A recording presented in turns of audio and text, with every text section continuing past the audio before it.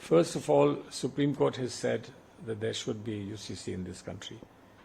Supreme Court didn't have to decide any of those cases where the UCC has been mentioned. It's just been said in passing.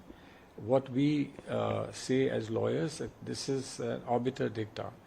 This is just an opinion that the particular judge has given, may or may not be the law of the land. But be that as it may, if anything comes from a Supreme Court judge, even obiter dicta, is extremely important and must be respected and must be taken more seriously. That's no doubt about that. But it doesn't lie in the mouth of the BJP leadership to say, take the Supreme Court seriously. Because I don't see them taking Supreme Court seriously on anything which goes against them. Now, in the Delhi case itself, in the structure of Delhi government, the Supreme Court gave a judgment, and they've ignored that judgment and went forward and brought about an ordinance, etc. So, for them to say that this is because of the Supreme Court, I don't take that matter very seriously. Secondly, it's been said by the Prime Minister. Now, the Prime Minister has a constitutional position. He may have an opinion, but he should have kept his opinion to himself, because the commission, the Law Commission, has sought people's opinions and people's responses. Now, if you've already declared that this is what we will do, then what are people giving their responses for? And the Honourable Chairman of the Law Commission apparently has also given a statement saying that this needs to be done. Now, why is he seeking opinions if he's already decided what should be done? I think that's it's something to be very concerned about, that you take a call on something where you've already made your mind clear that this is what we are going to do.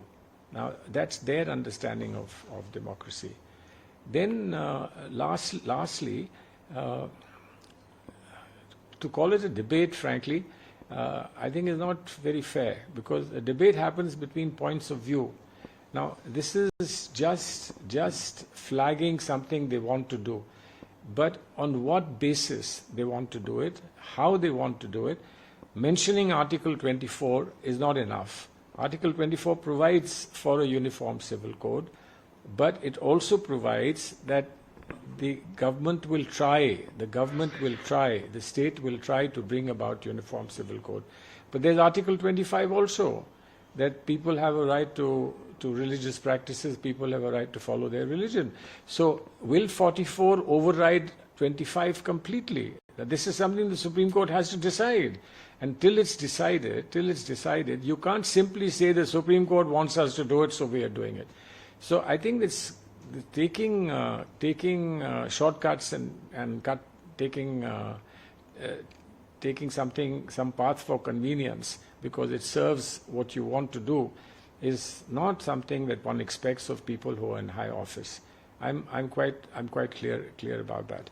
So I don't think this is a debate. The debate would have required a clarification of what they intend to do, what is the basis on which they want to do it, including 44, but how do they overcome 25, and what would be the consequences of what they are hoping to do, and what will its be consequences not on Muslims alone, but on the tribals, on Hindus of different sects, on Christians, on Jains, on Buddhists, on Sikhs, on everybody, so that everybody has a chance to respond.